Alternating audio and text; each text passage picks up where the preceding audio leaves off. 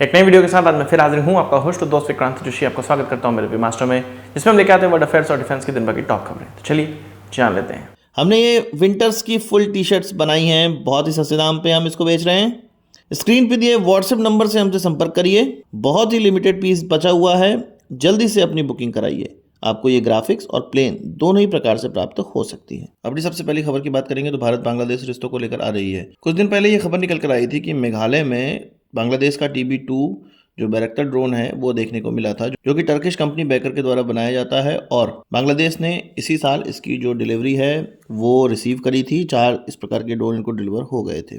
अब मेघालय के director general of police के द्वारा भी ये मान लिया गया है या उनकी तरफ से कहा गया है कि मेघालय के सोरा और शेला इन टाउनों में ये जो बांग्लादेशी ड्रोन है वो देखने को मिला था, मतलब भारतीय सीमा के अंदर ये देखने को मिला था। इस टाउन में ये चीज़ आसमान में घूमती हुई दिखाई दी थी और ये चीज़ मेघालय के पुलिस की तरफ से BSF को भी बता दी गई है। BSF की तरफ से man portable air defence system deploy किए गए हैं, जिसमें कि SA-16 गिमलेट और SA-7 गिरेल डिप्लॉय कर दिए गए हैं।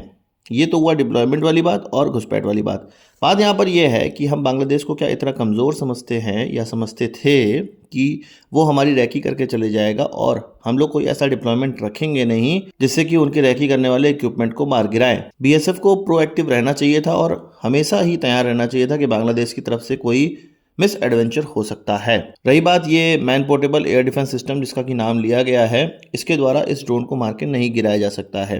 हालांकि ये माना गया है कि लो फ्लाइंग थ्रेट को या UAVs को इसके द्वारा मार के गिराया जा सकता है, पर वो केवल 3-4 किलोमीटर के दायरे में ही मार के गिराया जा सकता है। इतने एल्टीट्यूड पे घूमने वाली किसी चीज़ को मार के गिराया जा सकता है।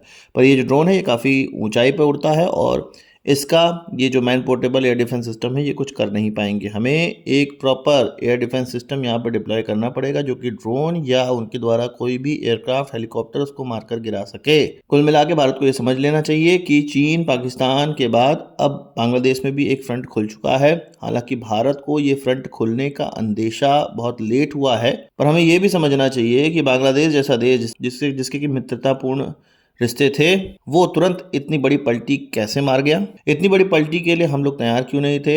अब इससे हमें एक सबक मिलता है, कितना भी बड़ा दोस्त हो उसका सर्विलांस हमें करते रहना है। बॉर्डर पे जो डिप्लॉयमेंट है वो बनाए रखना है। ऐसे तो ड्रोन घुसा उनके कभी ट्रूप भी घुस जाते। हाँ, भले ही हम उनको मार के गिरा देते, मार के भगा देते, पर हमारा जो सिस्टम है वो प्रोएक्टिव नहीं रहता, वो रिएक्टिव रहता है और प्रोएक्टिव होना आजकल की दुनिया में बहुत ज़्यादा आवश्यक है।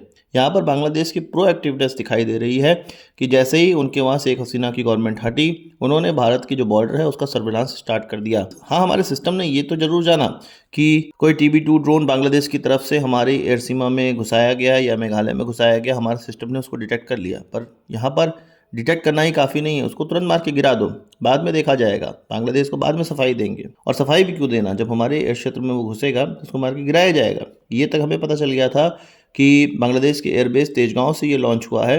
लॉन्च होते ही हमें मार के गिरा देना चाहिए था। लॉन्च होते ही मार के नहीं गिराया सकता, ये प्रैक्टिकल नहीं है। पर जैसे ही भारत की सीमा के आसपास या ट्रिटी का जो बांग्लादेश के साथ ट्रिटी है 10 किलोमीटर तक बॉर्डर के आसपास इस तरह का घुसपैठ नहीं की जा सकती है, तो उसका उल्लंघन करते ही इसको मार के गिरा देना था। आपका इस पर क्या कहना है कमेंट बॉक्स में जरूर बताइएगा। वहीं बांग्लादेश के लॉ एडवाइजर की तरफ से नया बयान निकल कर आया है और उनका बयान क्या था, वो अपने X हैंडल पे इस चीज को लिख रहे थे, जिसका कि सपोर्ट करते हुए जो मोहम्मद यूनुस के चीफ एडवाइजर हैं उनकी तरफ से भी इसको रिपोस्ट किया गया था। असल में आपको पता है कि 1-2 दिन पहले विजय दिवस था, 16 दिसंबर को विजय दिवस था, जिसमें कि बांग्लादेश क्रिएशन और भारत की विजय, पाकिस्तान की हार, इसको डिनोट करता हुआ विजय दिवस मनाया जा रहा था। बांग्लादेश के अंदर भी ये विजय दिवस नाम से मनाया जाता है, जिसमें कि पाकिस्तानी मिलिट्री की तरफ से आत्मसमर्पण कर दिया गया था। हमारे प्रधानमंत्री की तरफ से इसकी बधाई दी गई और इसकी शुभकामनाएं दी गई और हमारा जो भारतीय आर्मी का जो मोराल था उसको हाई किया गया X हैंडल पर। वहीं बांग्लादेश के लॉ एडवाइजर आसिफ नजरुल के द्वारा हमारे प्रधानमंत्री का क्रिटिसिज्म किया गया। ये कहा गया कि ये भारत की विक्ट्री नहीं है, ये बांग्लादेश की विक्ट्री है और भारत केवल इस लड़ाई में एलाय था। उनका कहने का मतलब यह है कि भारत ने कुछ नहीं किया, बांग्लादेशी लोगों ने जो कुछ किया है और भारत को इसका क्रेडिट नहीं लेना चाहिए। और यही चीज़ मोहम्मद यूनुस की चीफ एडवाइजर की तरफ से भी रिपोस्ट की गई। मतलब एक मत हैं ये सब लोग, ये जितने भी बांग्लादेशी हैं ये एक मत हैं। जब पाकिस्तानी इन बांग्लादेशियों को गरियाते थे तो मुझे लगता था कि ये बांग्लादेशी जो हैं वो अपने सेल्फ डिटर्मिनेशन के लिए पाकिस्तान से अलग हुए थे, पर ये बांग्लादेशी हैं नमक हराम। ये जिसका खाते हैं उसी थाली में छेद करते हैं। जिसने इनकी हेल्प करी बांग्लादेश क्रिएशन में और इनके लोगों को मरने से, बलात्कारियों से बचाया, अब ये उसका ही क्रेडिट नहीं मान रहे हैं और ये कह रहे हैं कि भारत का कोई भी हाथ नहीं था और भारत एक केवल एलाय था। जो कुछ किया इन बांग्लादेशियों की तरफ से किया गया। तो खैर ये तो समय बताएगा, एक दिन होगा फिर से ऊँट पहाड़ के नीचे आएगा। तब तक वैसे भारत को अपनी कूटनीति खेलते रहना चाहिए और बांग्लादेशियों को तो पहले म्यांमार के रिबेलियनों से जूझना ही मुश्किल हो जाएगा, जो कि उनके क्षेत्र में घुसते चले आ रहे हैं और इन्वेड कर चुके हैं ये बांग्लादेशियों को। पहले तो बांग्लादेशी इनसे निपटे, जैसे ये पाकिस्तान को कह रहे हैं कि हमने हरा दिया था, अब ये म्यांमार के रेबेलियन से निपट कर दिखाएं। आपका इस पर क्या कहना है कमेंट बॉक्स में जरूर बताइएगा। बात करते हैं एक ऐसी घटना की जो कि भारतीय कंपनी और भारत के व्यापार, या कह सकते हैं कि भारत के एक ऐसे मेन प्रोडक्ट जो कि तेजस के नाम से जाना जाता है, उससे जुड़ी हुई खबर है और एक भ्रष्टाचार की खबर है।